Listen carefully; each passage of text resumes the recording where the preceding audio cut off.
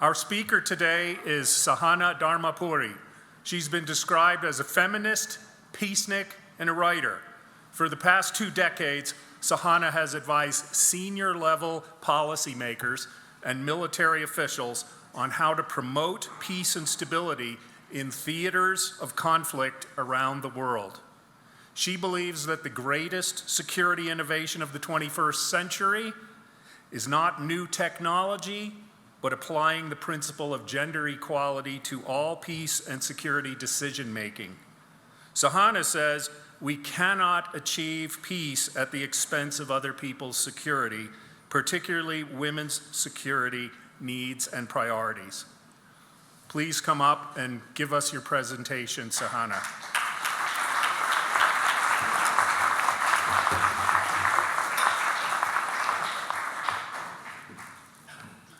Thank you. It's a pleasure to be here. Here we go. So I am delighted to be here this afternoon, and I wanted to start with a question, which is, what do car accidents and war have in common? Women. How many of you know that women are 73% more likely to die in car crashes than men? It's been this way for decades. Perhaps women are worse drivers. Maybe they drive more so they get into more car accidents. No. We know why. Cars are actually designed to keep men safe, not women. The tests we count on to make sure that you will survive a car crash, they're done with these guys. They represent the average human. We have known this for 10 years, but today not much has changed. Women are still more likely to die in the car accidents because we still design cars for men. Not for mothers, not for daughters, sisters, or wives. What if I told you that war was the same way? Meet Sally Jones, known as the White Widow of ISIS. Jones became a leader of a specialist female ISIS wing not long after she traveled to Syria in 2003. She trained European female recruits in using weapons and ISIS tactics. Jones was high on the kill list for both American and British security forces, and she was eventually killed. But she wasn't alone. According to the Global Extremism Monitor, women-led attacks are on the rise. The Monitor documented 100 distinct suicide attacks in 2017 alone. That's 11% of all attempted suicides. By comparison, women serve in less than 2% of combat forces in the US military. What motivates a woman to choose to join politically violent groups? We don't ask that question often enough. I'm sorry to say this, but the terrorists are just better right now at recruiting women than we are. Women also are the victims of terrorism. Since the fall of the caliphate, 20,000 women like Sally have been living in a refugee camp or camps with more than 50,000 children. Some of these women are trying to escape. Others are killing them for attempting to leave. And what about the children? So if more women are dying in car crashes and more women are becoming extremists, you'd think we'd factor this into the way that we address war and peace, wouldn't you? Our goal as a country has been to have the best counterterrorism strategies that we can have. We know the facts, and yet nothing has changed. ISIS has figured out a way to appeal to women, and yet our coalition efforts have been failing to address this and are just an afterthought. And this is because we continue to design the way we look at war and peace just like the way we continue to design our cars. For men. And in both cases, that's a deadly decision. So what if we did pay attention to women? Would it be any different? We talked about war. What about peace? Would bringing more women into the conversation change our outcomes? Would making our approach to war and peace more equal mean actually changing anything? Before we go there, I'd like to take a step back and ask an easier question. What is equality? These words all mean the same thing, right? Well, maybe not. In 2009, baseball stadiums around the country were being overhauled, including Shea Stadium, which is now Citi Field. The biggest change that happened?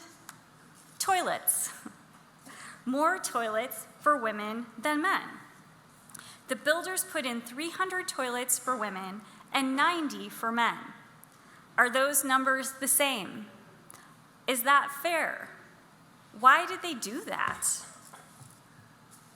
According to the National Bathroom Association, yes, and the World Toilet Organization, that's another WTO,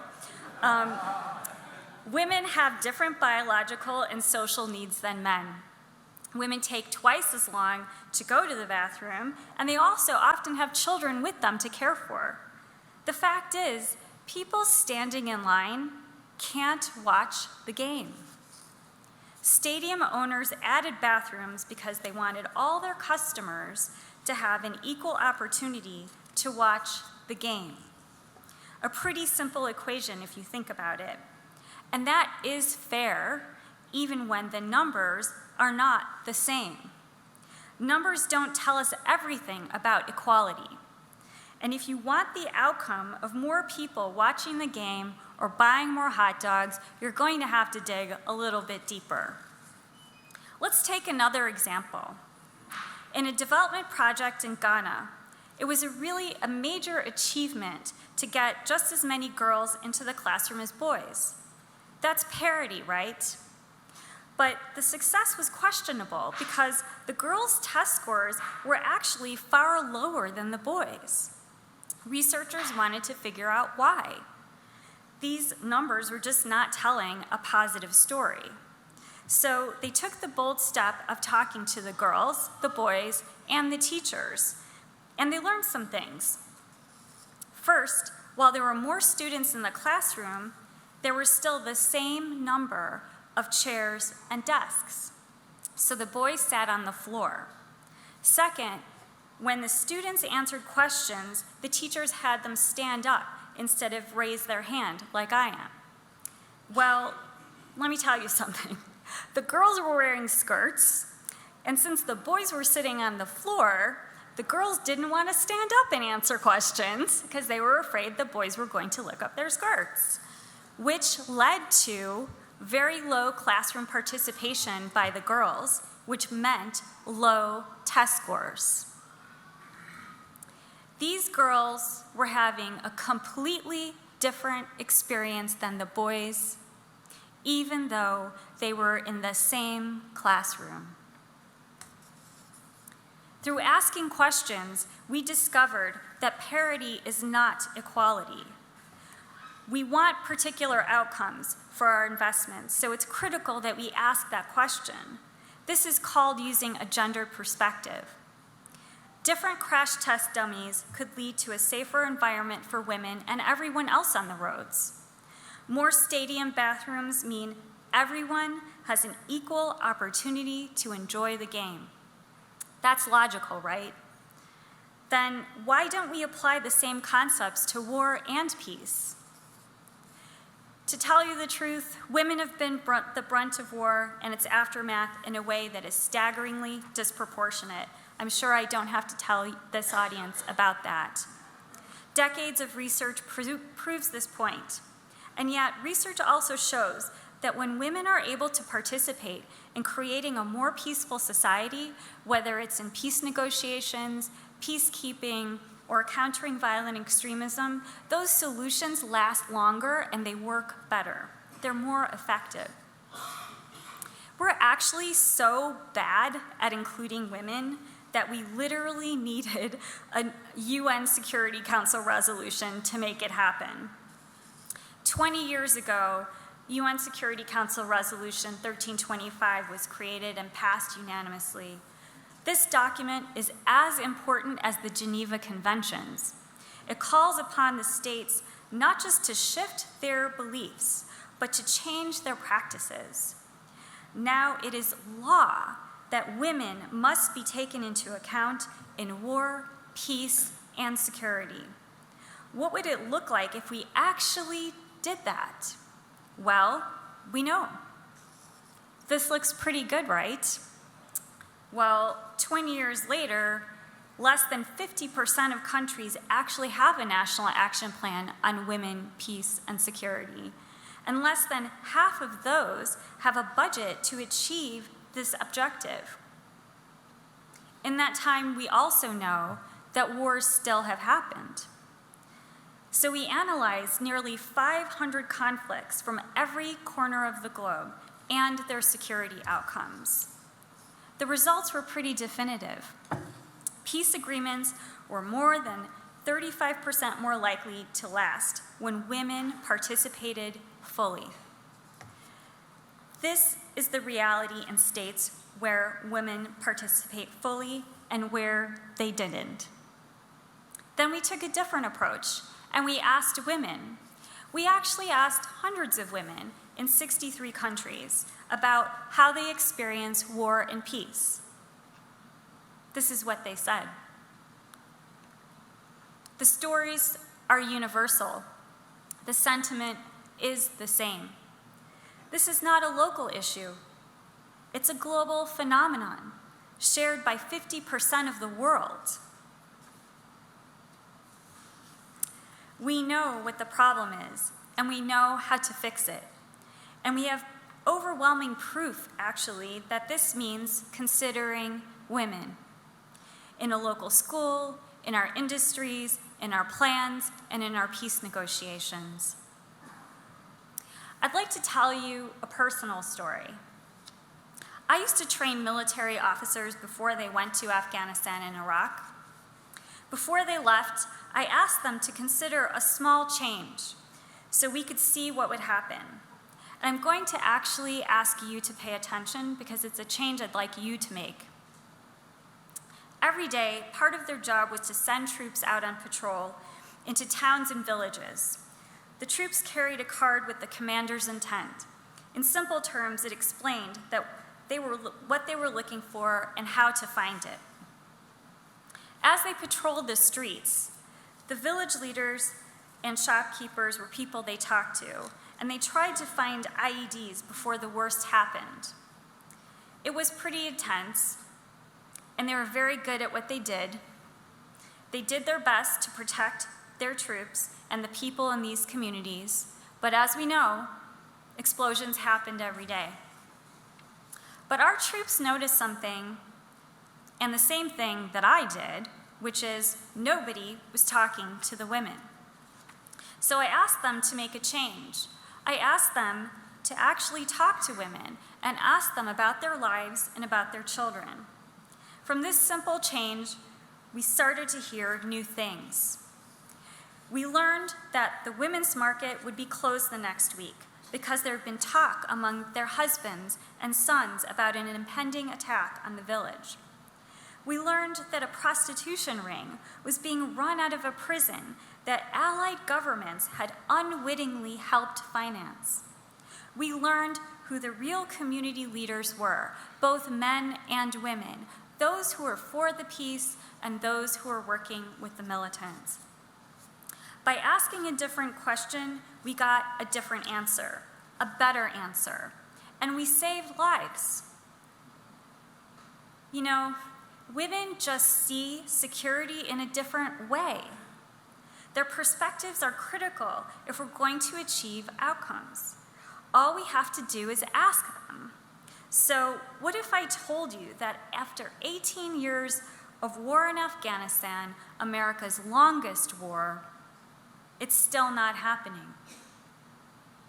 In recent failed talks with the Taliban, women had to fight their way into the room. It wasn't just the Taliban that wasn't listening, it was our own American negotiators. They were told that the plight of women was a minor internal issue.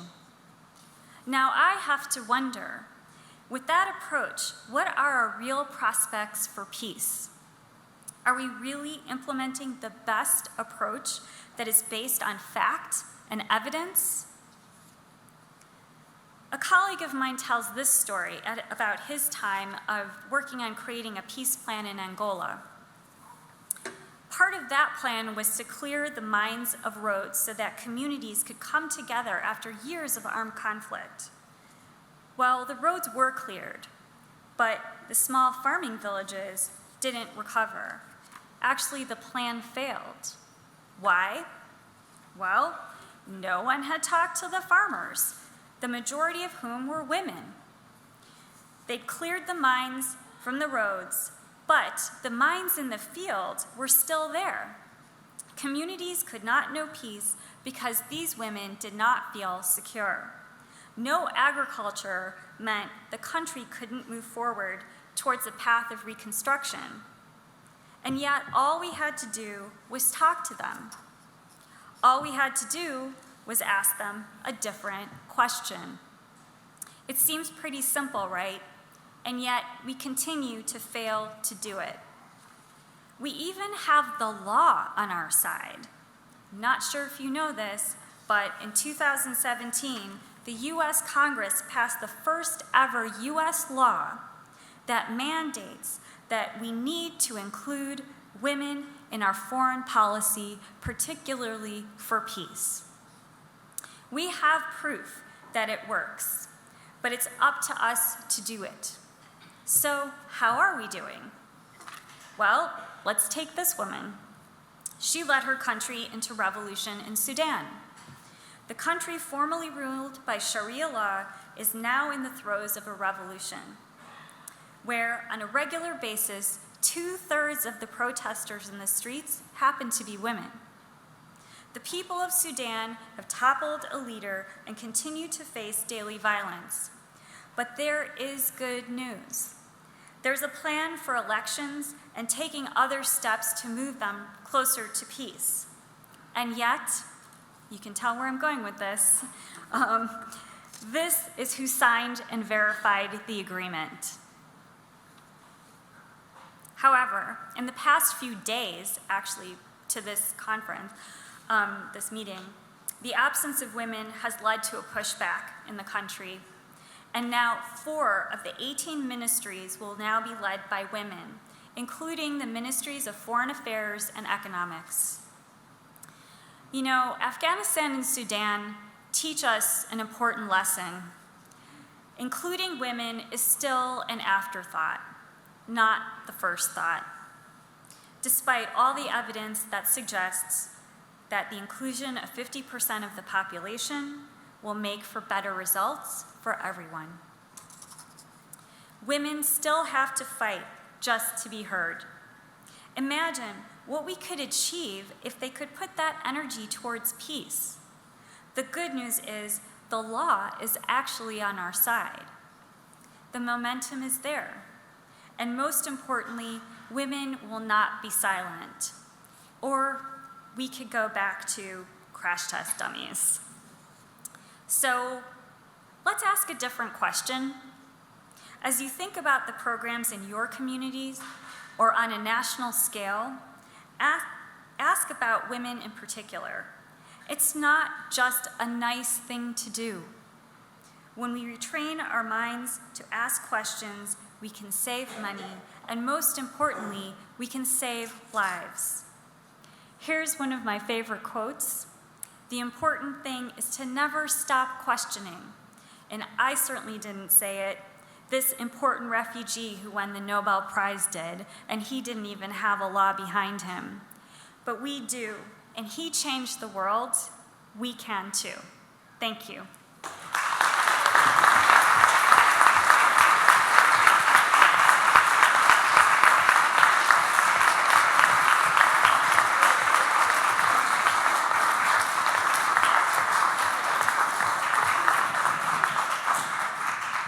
forgot about questions. Yeah. Yes, please. Could you say your name when you ask the question? Yeah, Fred McLaren, Great. former military, and I wonder at the, you said you advised your troops to ask veiled Muslim women questions. Now, what kind of danger would that create? Yes, okay. Yeah, so there was quite a lot of training about cultural sensitivities and social relationships before military officers were shipped out to Iraq and Afghanistan. And so we did quite a lot of training on cultural issues, religion, political issues.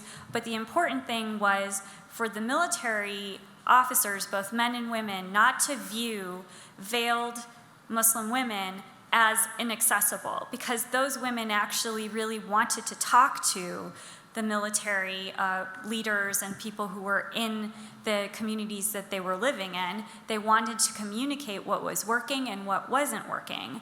So part of our talking to the military forces about how to interact with the local population was to also recognize that women play a role as leaders, not just if they're a public leader, an elected official, for example. They could be teachers, they could be doctors, they could be the wives of actually religious leaders in the communities who could open doors for both our military personnel and our civil servants over there. Question? Oh, there. Hi, I really enjoyed that. What can we do here on a local level? And my name's Leanne. Oh, thank you. Well, on a local level, as I said, actually, I'm really curious. How many of you know that we have a law on women, peace, and security? Just raise your hand. Okay, so that's the first thing, is that we, especially Rotary, should know that this is the first ever law passed actually on peace and for peace in our foreign policy. And it champions women's participation and this perspective that I've been talking about looking at problems with a critical eye, asking different kinds of questions to make sure that we collect the most comprehensive and nuanced understanding of the challenges that we're facing. So at a local level, the first thing I think would be great is to learn about the Women, Peace, and Security law that was passed in 2017. It was bipartisan effort. Actually, President Trump did sign it into law, so he cannot veto it. It's there. It's there for us to use. And actually, at our Secure Future, which I'm the director of the program, and Cinda Collins-Arsenault is our wonderful, fearless leader and champion and founder of the program, we are actually working a lot with the State Department, Department of Defense, our members on the Hill, USAID, to actually help them create implementation plans, which is required by the law, to include women and to include a gender perspective on the issues that they're facing. So at a local level, letting people know about it, doing a letter campaign, talking about it on local radio, calling your Congress people and asking them if they know about it and how they're engaging with the issues. I mean, one really standout way to do it would be for local people to say to their members of Congress, hey, we have this law that says we have to include women in all the peace negotiations that we're involved in. Why aren't women at the table at the Afghanistan peace talks? That's our law, actually. It's not just an opinion anymore. Can you want the microphone?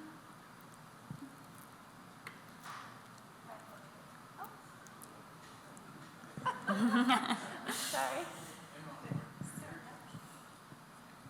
I'm Gordon Gamm. I'm reading a book, In View of Life, by Edward Sloan Wilson, that indicated that there's a evolutionary basis for men being more violent than women. Are you aware of that?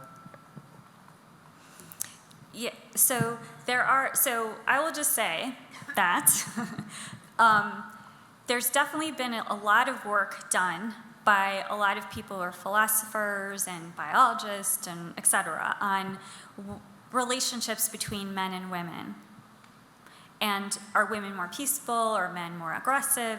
I'll tell you my personal thoughts on that, but also practical thoughts, which is I don't think that we can say women are inherently more peaceful than men. And men don't have the capacity to also be peaceful, right? What I do think we can say is we can examine our own behavior. We can examine the way that we think about the world and the way we interpret what's happening around us in relationships. And we can ask, who is the most chronically, persistently marginalized group in any situation? Who's in the room and talking and who isn't? Who's sitting at the table but isn't able to participate fully? Who isn't being listened to, right? And that's a skill that both men and women can develop and have. So I can't really answer your question about what other people think about men versus women being more aggressive or peaceful, but I definitely can say that I think the more productive or constructive way of approaching it is that men and women both have the capacity to reflect and to ask different questions and be critical about the approaches that we're taking, especially in war and peace. I'd just like to thank you for your speech today. I found it just wonderful and heartening to think that you're out there helping everyone. And I'd just like to pose a question to everyone, is that when we hear comments like this, sometimes within us we can feel like we're being attacked personally. And we have thoughts such as, well, I've never said that, or that's so impractical, how could this happen? But I'd like to just pose an idea that when we help a daughter, we help a son. When we help a wife, we help a husband. This is not about taking rights away from men or others. It's about encouraging and bringing greater rights to all of us. So, for example, just going back to the car crash test, we're not suggesting change research and only keep women passengers in cars safe. We're saying let's keep everyone safe. That's our daughters and our sons. And the same thing too about war situations. There are women officers over there. There are so many women in the military who have been deployed and losing their lives. They are part of this, so they also can be trained with your type of training to approach the locals, to help and to include the women, the wives and the daughters in this decision making. Because it's useless if we don't have a proper solution, like the many examples you gave today. And we want to improve things for all of us. So if we can take sometimes that little feeling of attack, as though we're being attacked out of it, and just say, we're all in this together. Thank you again. Thank you.